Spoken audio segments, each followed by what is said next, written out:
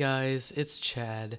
I am a little sick right now, so sorry if I sound a little different than I usually do, but I'm going to be doing a first impressions on The Division. Now, the beta just ended on Sunday. It is Wednesday today, but um, yeah, so I did play the beta. I got around 10 hours in, so I played a ton. It was like 10 to 12 hours. Um, I didn't get to play too much at the start. I played more like Saturday and Sunday, but it was super fun. And I'm just gonna cover the different areas and the things that they can improve, things like that. So first off, we're gonna talk about PvE. This is the starter area, and this is where you can be doing all your quests and things like that. In the beta, they did start you out at level 3, or I'm sorry, level 4, and you got up to a maximum of level 8. And you got this pretty good sized area. There was about 4 main side missions, a ton of encounters you can do, and 2 main missions, or like 2 or 3 main missions. So those were really fun. Um, Personally, what I did was I went straight to level 8, so I got to experience some of the questing, um, and things like that.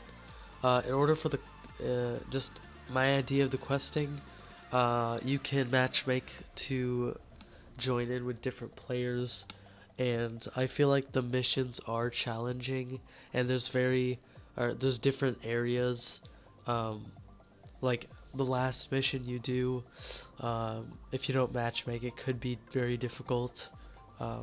They also have a hard mode, which makes the gear better, and also it makes it harder for you to kill the enemies. In terms of the AI, I think that the AI are kind of stupid. They kind of just run at you. They don't really have too much strategy. Um,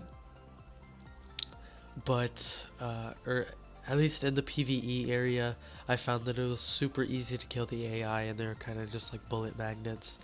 Um, in the Dark Zone, however, they did have a lot of HP, and they were substantially harder to kill, and they were a lot more challenging, I saw in my eyes, because the guys who have bats and things like that were really a threat, because they could sneak up behind you, they could like parkour over something and beat the crap out of you, and you're in third person, so it's kind of harder to shoot them at point blank. One thing I think they should improve is maybe add a couple melee items. I think melee would be super cool in this game, obviously. Ammo or using guns is a big part of it, but I think just hitting them with your elbow isn't always the best. Maybe you can get like a bayonet on your gun or something. I don't know. Just thinking out ideas. In terms of movement and parkour, I think it was pretty good. I found there was a lot of edges that you couldn't really jump off of, and they didn't let you, which I kind of disliked. That there was a lot of like invisible walls, um, but the parkour is still pretty good. You can get on tons of buildings. Most of the buildings you cannot go in this game. There's plenty of places though that are specifically for that, and there's tons of places where you can access like rooftops and run across rooftops. Those are really cool. In terms of weapon choice, you have a huge variety. You have assault rifles, SMGs, snipers, shotguns, and you can attach tons and tons of different attachments, all different rarities. So of course, leveling and getting the appropriate colored gear is going to be one of the things in this game. So it will have an element like an MMO where if you do have substantially better gear than someone, you will always win. Um, However, it's more based on how many teammates you have with you.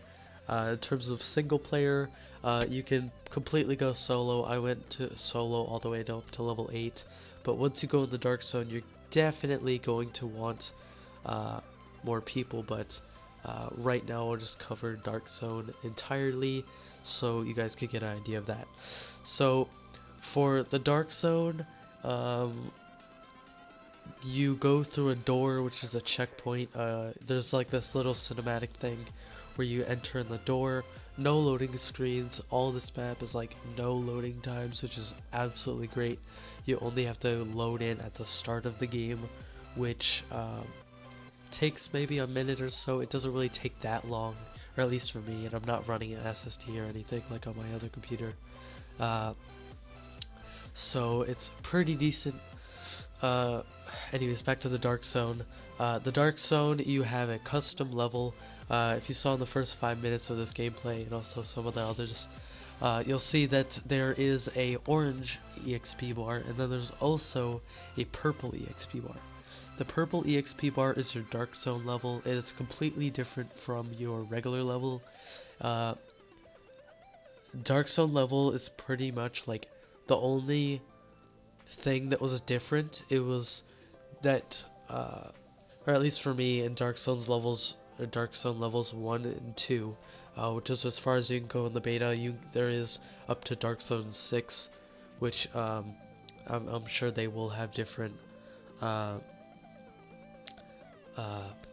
like you can run across or something.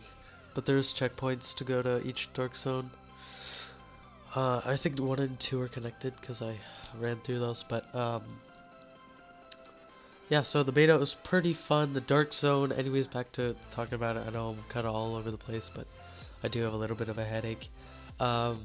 You do have separate currency. These are DZ funds. You also have the regular currency, which you accumulate through single player, and you can access your base of operations, in which you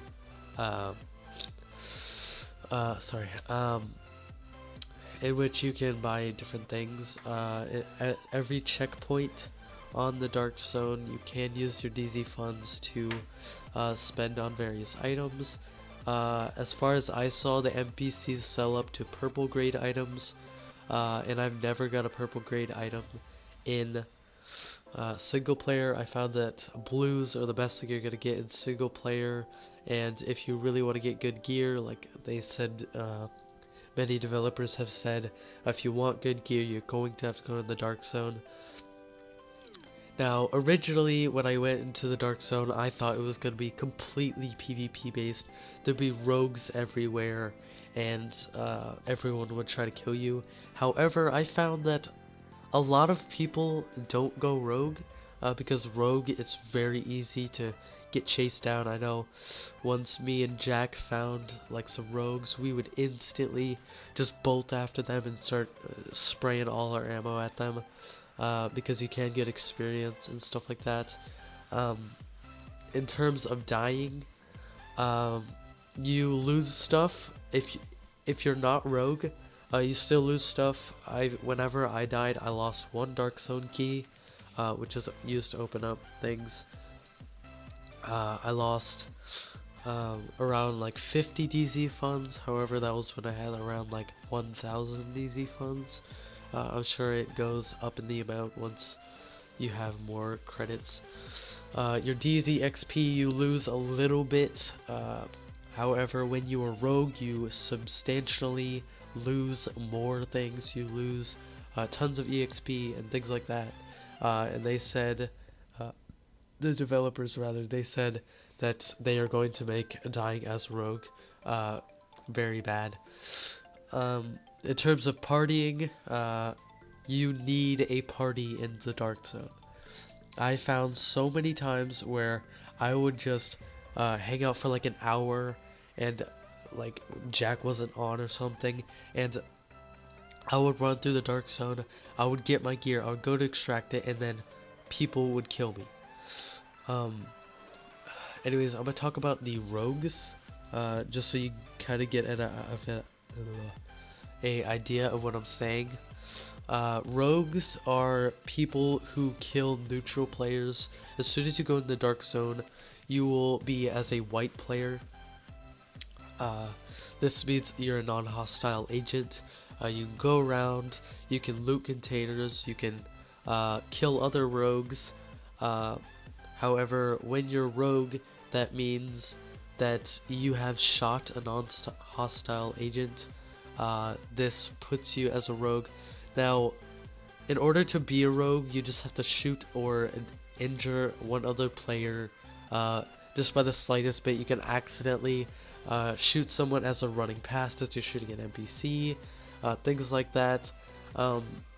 I was rolling with a bunch of people without being in a party. I would just roll with them because I knew they were good people, and they threw a grenade and it accidentally bounced off and like hit one of us, and they all became rogue because they were in a party. And I just turned on my voice chat, let them know, it's like, hey, I saw that it was an accident, and then they turned on their voice chat and said, hey, thanks man for not shooting us. Of course, they probably could have killed us, but just, you know, these players are very loyal. They're not really just out to kill you. They're all just looking for the gear. In terms of gear and how to get it, in the Dark Zone, everything is known as contaminated. This means it's diseased. And in order to obtain that gear, you need to get the gear. As you can see on some of the footage, you'll see kind of a contamination stack on the bottom of my backpack. That is your contaminated items, and you have to go to these extraction points along the Dark Zone, and you will take off your sack and you will put it on a chopper and it will fly away. However, you do have to call in the chopper, and it takes about a minute and a half or something for it to arrive, and it does let everyone in the map know, so, or anyone that's closer to that extraction than another extraction will see that. So a lot of rogues can ambush you. So far, I haven't been really getting ambushed a lot. You typically want to, if you're not in a party, you typically want to hang around areas of extraction where a lot of people are trying to get their gear, and like, that's where I felt most safe. In areas where it's just you and you've waited like 60 seconds and it's just you, and then maybe like a couple people that were rolling together come, that's very, very risky, because I found that a lot of times if it was just me for a really long time and then a couple people show up, they could kill me, and that will happen to the last 2 times before the beta ended. Of course, people are just going rogue because they want to get their gear as fast as they can because it was the last day. Moving on past the Dark Zone, questing. I feel the quests rather, were very engaging. They did have a story behind them. Kind of shows you the bigs. There's some incident reports and survival guides and things like that, where you can always read up on those to kind of get an idea of the story. Of course, you can't access them in the beta, but later you'll be able to access them in the full game. In terms of gear accumulation, gear is super easy to find, especially in single player. You can run around, go to encounters, get tons of blues and things like that. And I found that getting money was super duper easy, so don't be afraid to buy anything from the shops. In terms of customization, before the beta ended, I had like probably like 30 customization items. I had like 5 different hats, a ton of different jackets, few jeans, a few boots, things like that, so tons of that. And of course, weapon customization. There's weapon skin slot, there's a scope slot, there's a muzzle slot, or your barrel slot, there's the under like the grip slot kind of, and then there was the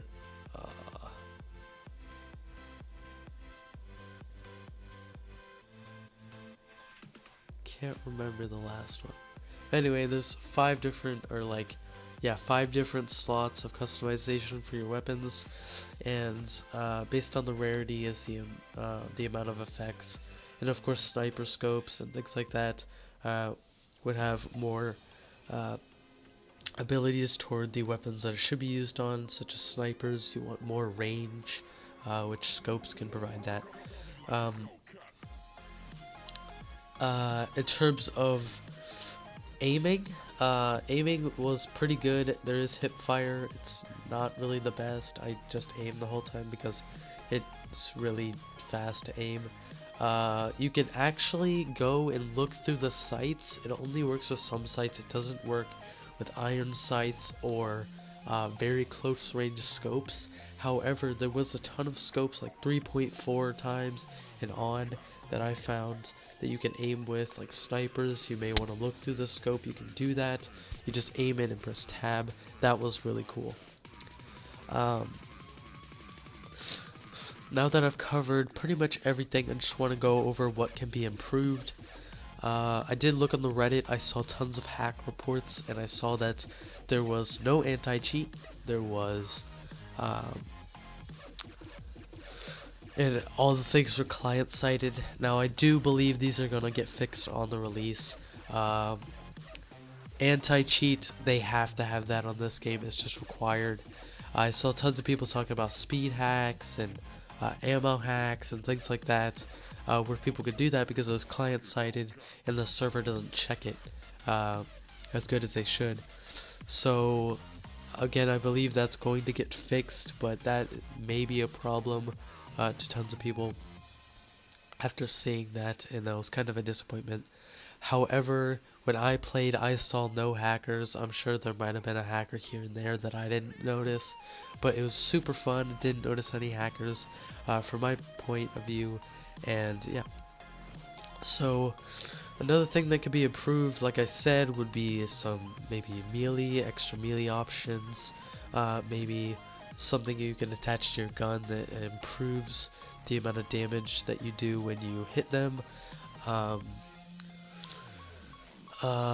Of course, the development talked about different factions. Of course, the only factions that you could fight in the beta were the cleaners and the just the regular gang type people, which had almost no strategy, and the cleaners were kind of just about flamethrowing you, which was really annoying, I found, but I think those are fine. I heard that there's going to be different strategies from every gang members, or for different factions, so that'll be pretty cool to see. In terms of glitchiness, there was no real glitches that I found, except for one instance where I saw someone sitting down, except they were like levitating sitting down, which was like pretty cool to see. It wasn't too big of a thing.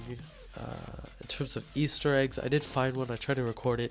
I couldn't entirely get it, or because it only worked in one instance, but it plays a song and there's some people in a window and it's like pretty cool. Unfortunately, yeah, I wasn't able to capture it because I only saw it once, and every time I went back, it would be a different thing and stuff, so that kind of sucked. But I don't want to drag on this video too long, but I hope you guys enjoyed my first impressions. Seeing as I put around 10 or so hours on this game, I probably will buy it, because this game is absolutely amazing. So if any of you are deciding that you're kind of on the border if you want to buy this game, I recommend it totally. This game is absolutely awesome. I spent tons of hours on it, and I'll be sure to spend a ton of hours on it more. Of course, you do want a couple of friends, or you want to hook up on raid call or TeamSpeak, things like that. You want to team up with some players, because grouping is always great. Maybe you can run around in the dark zone and find a team and say, yo, can you invite me? That might be pretty good. I'm sure you could find some PvP clans if you want. If you just want to be rogue and kill everyone, that's always cool too. So yeah, that's all I gotta say, but I hope you guys enjoyed this. I definitely think you should buy this game. Look me up on Uplay. I'm pretty sure my name is Arrow101, and my name on Steam is ArrowDZ. I'm not sure what I'm gonna buy it on. I'll probably buy it on Uplay, but make sure to friend me. I'll have my Steam link in the description. believe it's there. And yeah, so hope you guys enjoyed this, and peace.